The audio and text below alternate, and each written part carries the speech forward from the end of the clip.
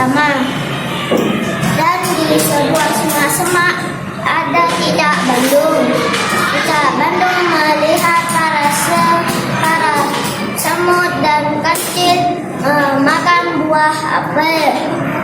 Dan cicak Bandung juga mengikuti besar itu. Dan cicak Bandung mengambil buah apel lagi dari atas pohon menggunakan lidahnya. Terus mereka berpesta bersama. Dongeng Fabel Sang dan Cicak Badung.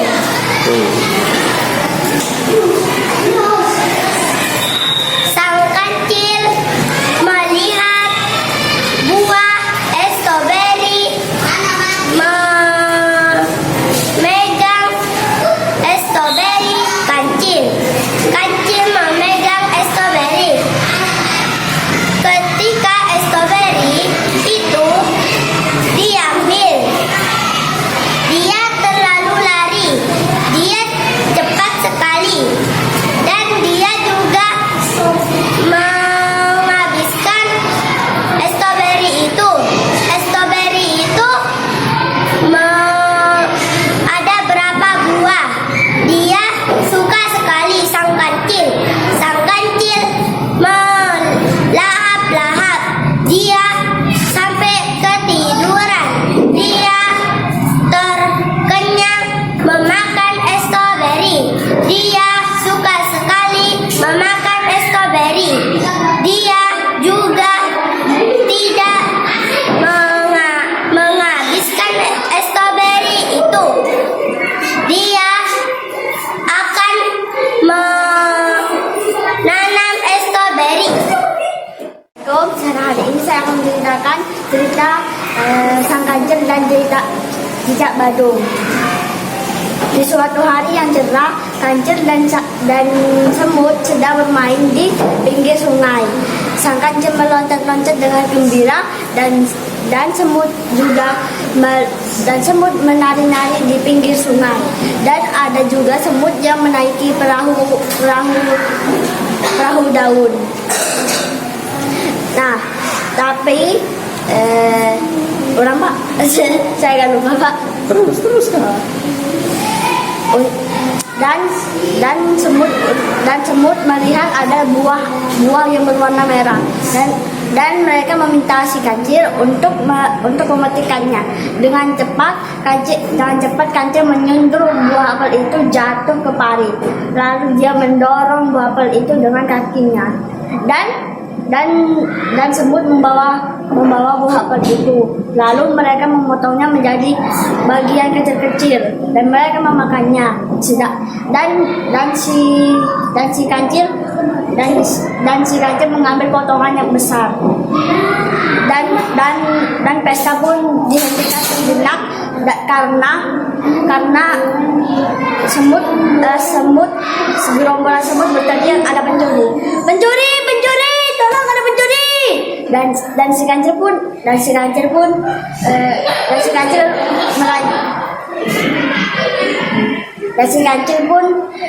sejenak terdiam dan langsung bergegas menghampiri para semut. Dan si kancil pun mengetahui bahwa cicak Badung lah yang mencuri buah apel itu. Lalu si kancil mempunyai ide dan dia membisikkan rencananya kepada semut dan tiba-tiba semut tertawa terbahak-bahak karena rencananya sangatlah lucu. Dan tiba-tiba kancil meloncat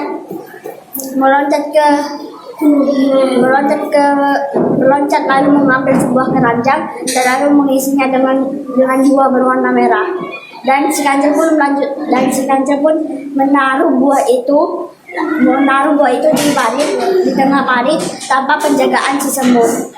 Dan tiba-tiba dengan cepat ada cicak yang mengambilnya dengan lidahnya sangat cepat.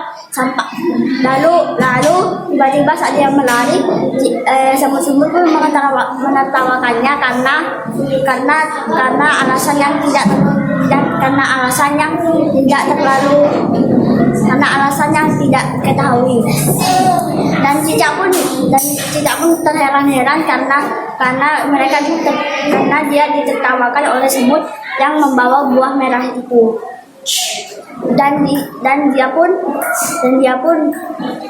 bertanya di hatinya, dan dia pun berbicara, kenapa mereka menertawakanku, kata si cicak di dalam hatinya.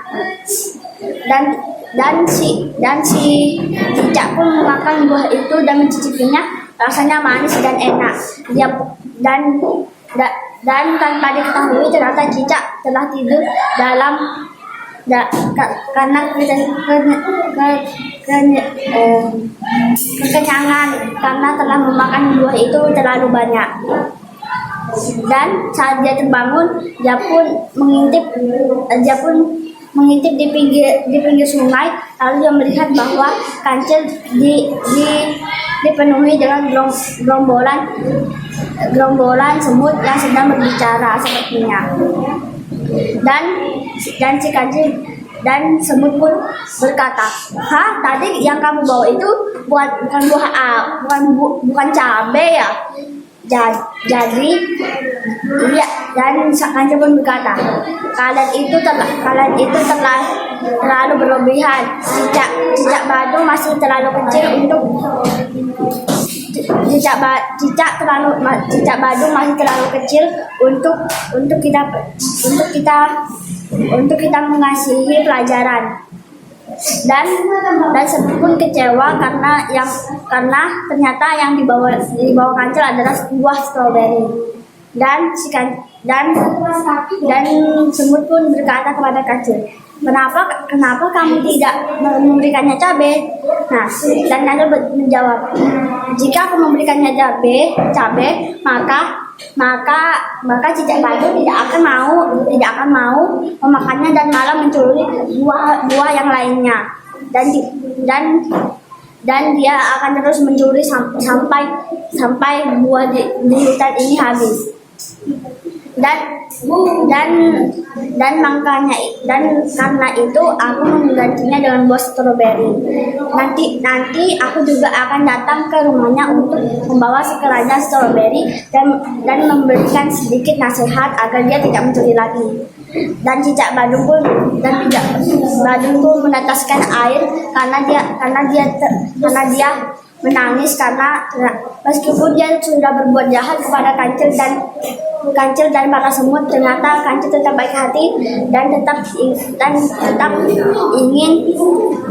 ingin membantunya meskipun dia telah berbuat jahat.